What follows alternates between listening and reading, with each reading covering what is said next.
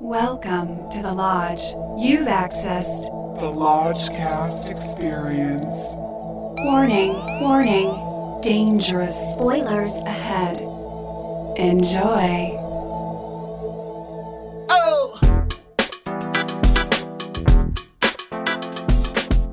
It has just turned midnight in Burbank, California, and we are here for Hot Takes. Hot takes at the stroke of midnight. I am your Lodge Master. With me, as always, is Brother Bishke. I'm still standing. And in the back, Brother Lucas. Seems to me you're listening like a lodger in the night. That is exactly right. In case you haven't guessed by the numerous clues, Rocketman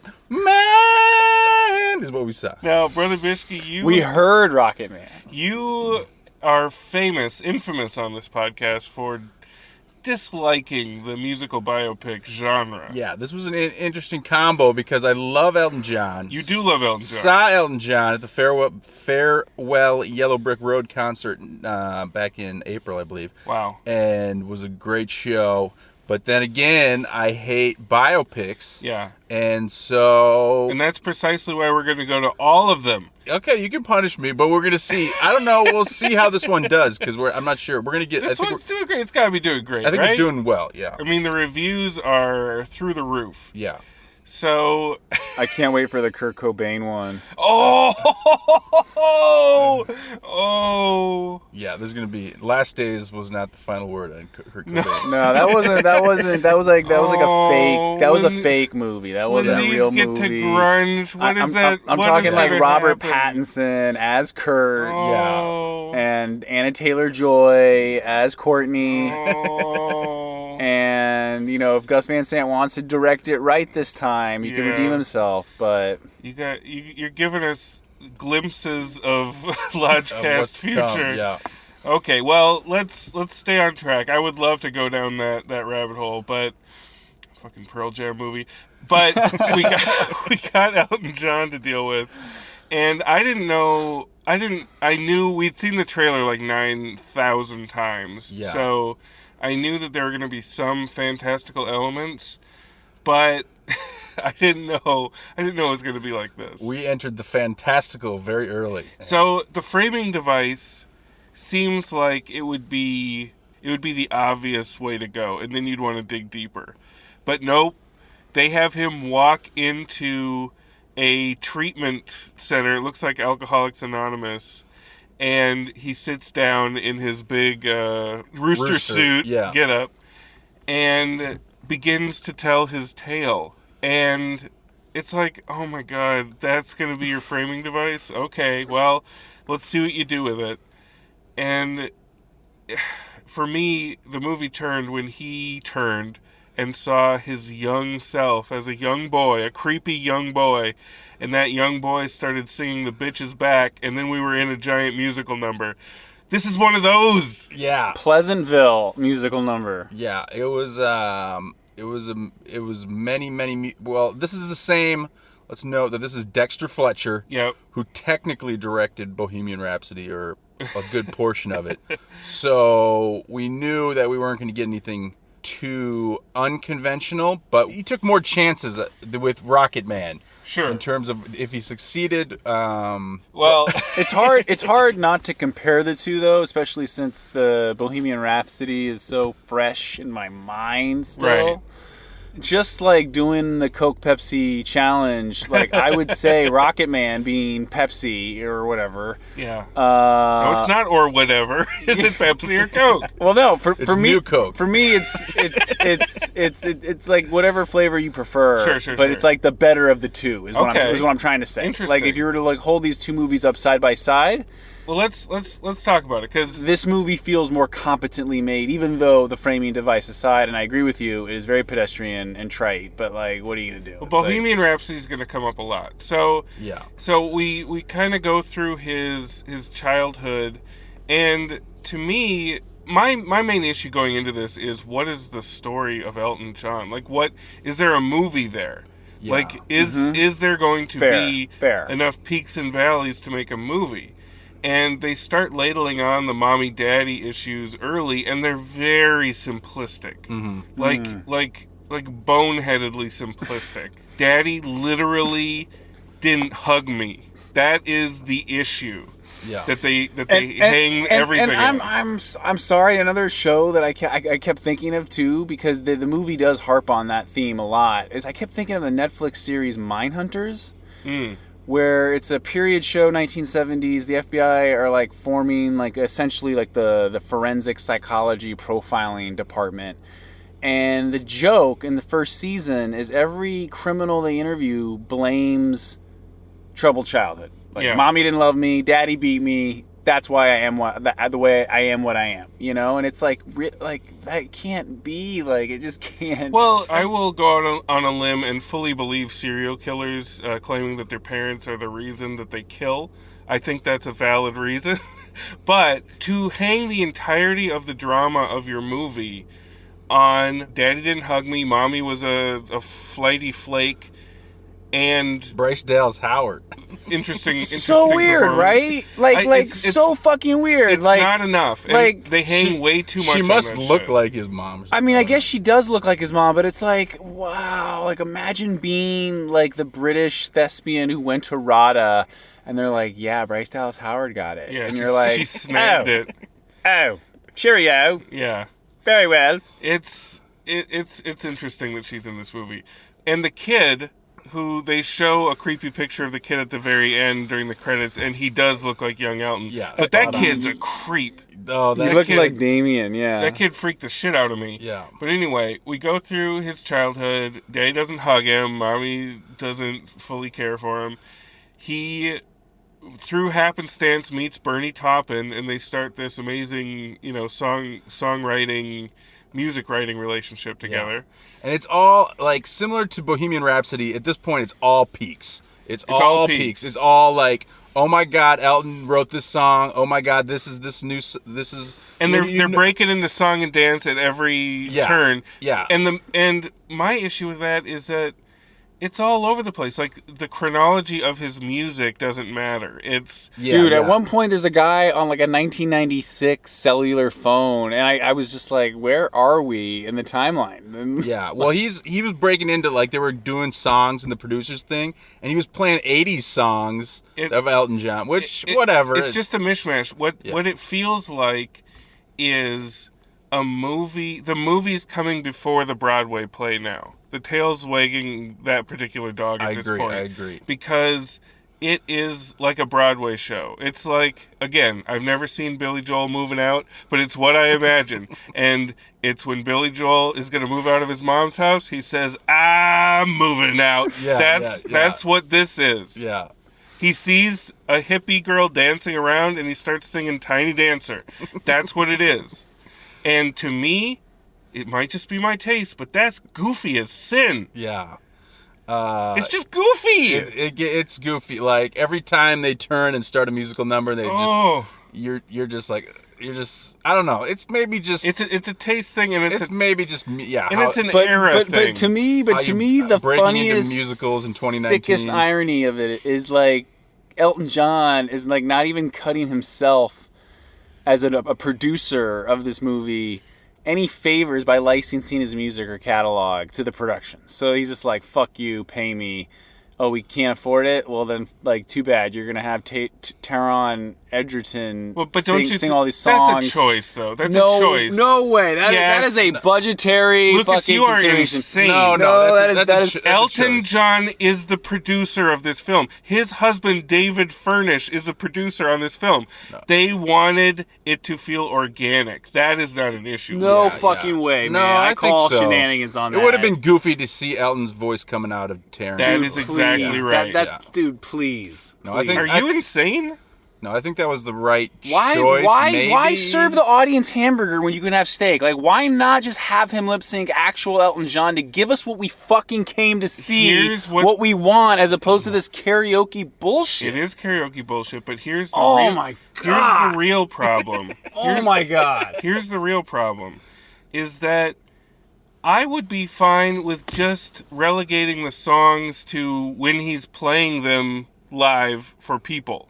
have your drama shit separate. Like, every time a musical number started up with, like, a low-key, stripped-down rendition of a song that came out in 89, but it's taking place in 76, don't, like, it's not satisfying.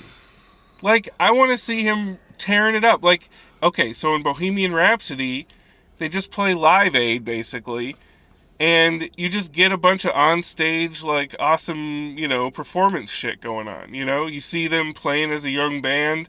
That Freddie Mercury isn't turning the camera and being, like, dreaming of having a bike and saying, bicycle. That's not what's happening. Yeah, and the tough thing is that not only Elton John sings, but tons of the supporting characters They sing. chime in, too. And then there's choruses of people Lucas, singing. that's what you're having a problem with, I think. Yeah. Because if it was him lip-syncing to Elton John's voice, you would be making fun of it for a completely different reason.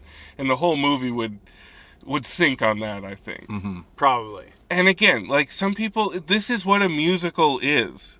But it just feels like a filmed Broadway play sometimes to me. Like, Yeah, for a long time until, well, then we get to the Valley. And the Valley lasts for a long time.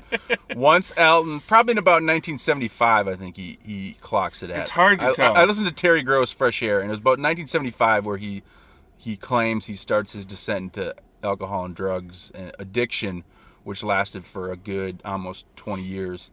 But as presented, to me, it comes off as thin as his mommy and daddy issues. It's because thin. It's a rich dude just, like, partying it up and, snorting and pilling and what have you, drinking. But it's a little more fun to watch, I think, in terms of the boring, like, peaks. This is great. Oh, sure. You just wrote your song. Oh, that's so great, Elton. Like, I can't. That's the kind of biopic stuff I can't take. And that's why I'm like, Elton's honest about his life and his drug addiction and all the shit that he went through. And so I'm glad that he is able to put that on this. Whereas with Freddie Mercury, they're just like, this guy is a god. Sure. Yeah. I definitely enjoyed watching him be miserable around, like, lavish LA parties of the 70s. Yeah. More so than the earlier stuff. But it's still, dramatically as a movie, I don't know. Like, I don't know. I wasn't on the edge of my seat. No. I mean, it's generic. Everything in it is generic. It's glossy. It's generic. It's, it's paint by numbers. That's what Dexter Fletcher does. That's his thing. What do we think of Taron Egerton? Lucas, have you fallen silent? Yeah, no, I'm just like thinking about, how hard it is, to tell stories about famously successful musicians, because Elton John's mom, even says, like, everything came so easy to you. It's true. Know? And it's fucking true. Yeah, it's like, yeah, That very scene was where I was just like, that's the problem with your movie. He says to his mom, he's like, I've done every drug. I've fucked everybody. And I'm like, really? I didn't see you do all the drugs. I didn't see you fuck everybody. And then he's like, and I enjoyed every minute of it. And then she's like, yeah, everything's always come easy to you. They're agreeing on the same point, which is he's a fucking lucky motherfucker, Yeah. And that's like... And a musical genius. Yeah. But... he wasn't languishing away. Like, he met his songwriter friend. I mean, good stories have drama or conflict to overcome. It's like that's the entertainment value. That's the puzzle you're putting together or whatever. To give you that sense of satisfaction on some level, whether it's like emotional or visceral or anything. Yeah. And I mean, unless you are Elton John super fan, diehard number one, which if you're seeing this movie, like. You're probably not, because, like, how can you This is a mass-produced product. How can you go see Elton John live on his farewell tour and then come to this movie? You know what I mean? Like, you can't. Like, you can't do it. Bisky did it. I just did. Oh, man. Why can't I do that? I like Elton John. No, I'm just saying, like, wasn't it sacrilege to see these actors butcher, like, what you witnessed in person by the man himself? No, you don't come like, away... how did you not, like, run out of the theater just, like, shaking your head? No, I am shaking my head. Because because, like, it doesn't paint Elton in a good light, but not because of the drug addiction stuff.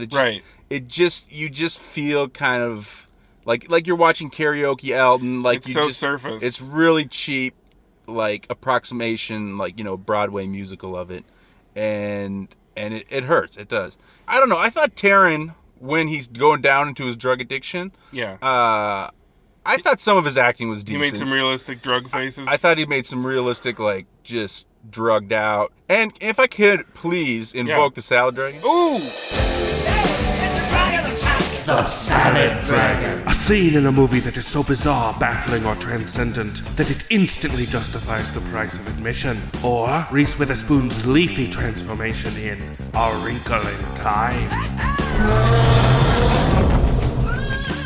So he's at the party, Yeah, the lavish party. This is definitely and he takes a big swig of booze and pops a ton of pills. Yeah, he does. And he goes to the diving board. Yep. And he says, I am now going to perform killing myself. My next magic trick. And he drops into the water. Yeah, he does. And we're underwater with Elton John. Mm-hmm. And at the bottom of the pool with a tiny little piano is the child Elton John. With a diving mask on.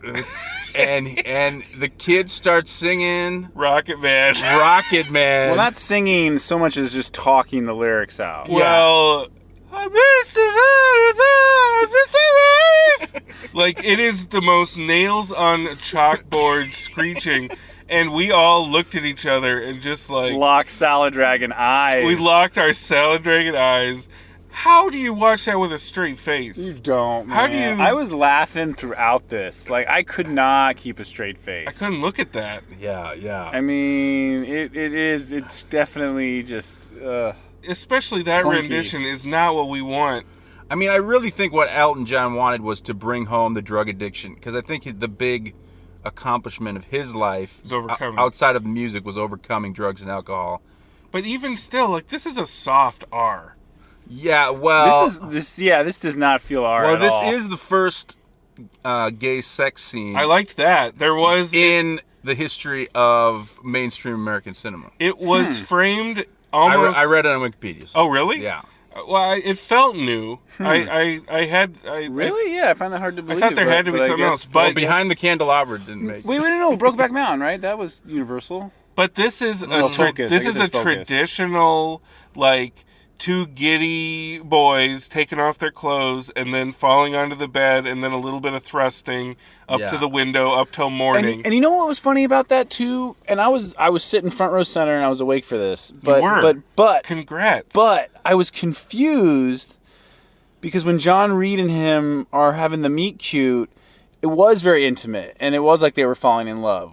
And I thought that was like, the subtext of the scene of him, seducing him or whatever. it was But the text. right, that too. But then like it just cut to them in the bedroom, but I couldn't tell 100% if it was John Reed. You didn't know that was him? No. At first I assumed, I was like, oh, that must be John Reed. But then I was like, but is it John Reed? Because I didn't see anyone initiate anything. It was like I was missing a shot or something. So then when they were like having sex, I was like, I don't know. Now I'm like just out of the scene. I'm out of the movie. And then the morning after, I'm like, okay, it is John Reed. And now I'm back in it. So that's Dexter Fletcher for you in a nutshell. Yeah. No, Dexter Fletcher, like, I think, because you do have the rise and fall of a pop star. Like, if you wanted to do kind of a Goodfellas arc, or, like someone descending into drug addiction and then coming out of it at the end, or, like, if you had a visionary director.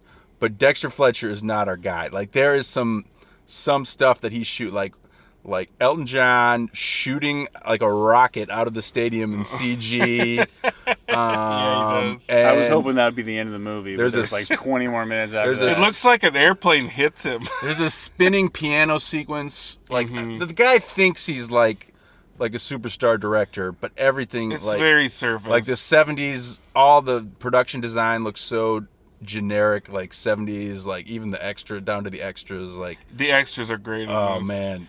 Musical theater, like, aficionados will probably love this shit. Probably lap it up, Yeah, I mean, if you've been longing for an Elton John Broadway musical, like, this might be the movie for you. And I feel like that's their Elton John extended universe master plan. It's gotta be. Yeah, Like, yeah. oh, now Rocketman's moving to Broadway. Oh, Taron Egerton's gonna do, like, a limited run on Broadway. Oh my god. So, I don't know. I don't really care about it. Like, that's not my thing. But I am excited. Like, serve us up the next one. Let's see what you do, guys. At some point in the crazy run of musical biopics we are going to receive, there will be a weird director that hooks up with a weird subject, and we're going to get something really special. We might get a good musical biopic. It's bound to happen. I mean, the critics are saying they're 2 for 2. Yeah. And what's funny is critics love this. When we walked into the theater, fucking Judy Garland trailer was playing. I wanted to kill myself. Yeah, Renee Zellweger. Zellweger? Yes. Whoa. Yes, Queen. Coming at you. Yeah. Judy. Yeah, we're going to get a lot more because this is going to be, I think this will be nominated for things. Sure, of course. Because it will be. And, without a doubt. And yeah, because I mean, we'll talk about if it's better or worse than Bohemian Rhapsody, but I don't see much difference. It's better. Well, it's better because there are actual scenes that don't have like 32 cuts in like less than 2 seconds. Well, let's go to them rocket bones.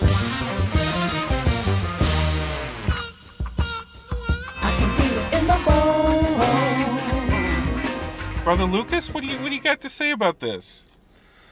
Well, I can say this. I grew up a big fan of Queen, like when I was a kid in high school. Yeah.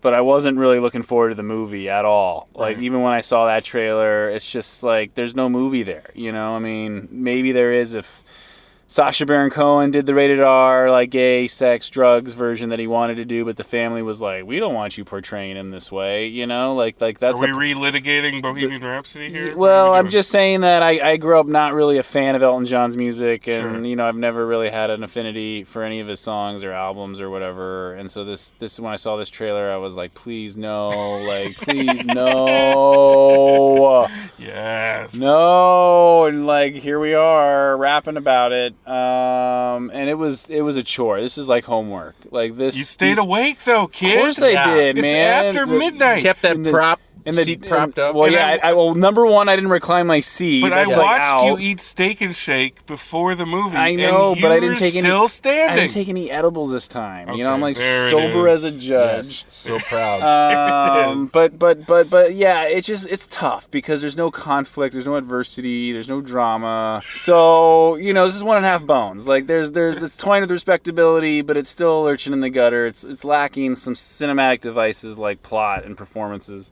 Well, that was a 1.5? Yeah. Okay. A blistering 1.5 from LT. Brother Bishke, Yeah. I feel like you're going to be kinder, but I don't know. Well, Uh-oh. We got the Elton fan. no, I mean, I am the Elton fan. I like Queen, but when it comes to Elton and the hits, like, I love them. And I was getting some chills just from the songs. You said that you were going to be singing loudly throughout the movie, and I heard well, nothing. The aggressive musical numbers were making me, like, embarrassed. And I couldn't sing along to Couldn't him. do it. Like, if it was just, like, him singing in concert, Yeah, I yeah. could have maybe sung along. But, yeah, this Dexter Fletcher guy just is not... He's grinding your gears. He's not the visionary director we need. And the musical biopic genre, it's a tough beast. And I didn't, you know... I mean, I knew had to see this. Yeah, you did. I think I gave Bohemian Rhapsody 1 bone because that was all peaks. You were at upset. least we got dipped into a valley here with drugs and alcohol and got an R rating, and so I'm Soft R. a soft R. But I will join Brother Lucas in giving it. It was tough. 1.5. 1.5 bones. It is.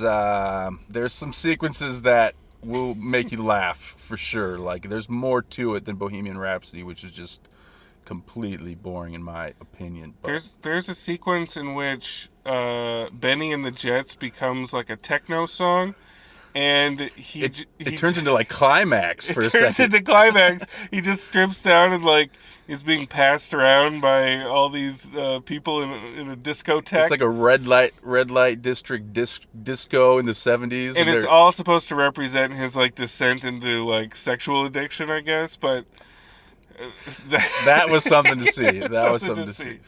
Okay, so that's 2 1.5 bone boys. I'm not I wouldn't call myself a huge Elton John fan, but as I get older, I appreciate his music more. Like, I must just be veering into full dad rock territory appreciation. And I am as well. yeah, I mean, he's good. It's good. It's just not... I wouldn't necessarily choose to throw him on, like if he's on the radio, that's great. So I don't have a lot of skin in the Elton game, but this style of biopic is not my cup of tea. That said, it moved along. It was fun to look at. I hate to say it, but like the costumes are great. The 80s costumes in particular. When we turn the corner into 80s costumes where he's wearing just like a patchwork quilt style like silk shirt and like a fez on his head, like I was struck. I got like a dead zone moment where Bishki, I just saw you in all of those outfits. Yeah. And I was just like, Bishki, you need to just... I need to study 80s Elton John costumes. Yes. You take that as a starting point. Yeah. You get those outfits as a baseline, and then you take them to the next logical extreme. Yeah. You pick up where he left off. He evolved. You go back to that and expand upon it, please. Yeah. So agree. I would be drifting off into just thoughts like that. So I was having a good time, but Bishki, you were the reason I was having a good time some of that time. Like it wasn't necessarily the movie. That said, I don't know.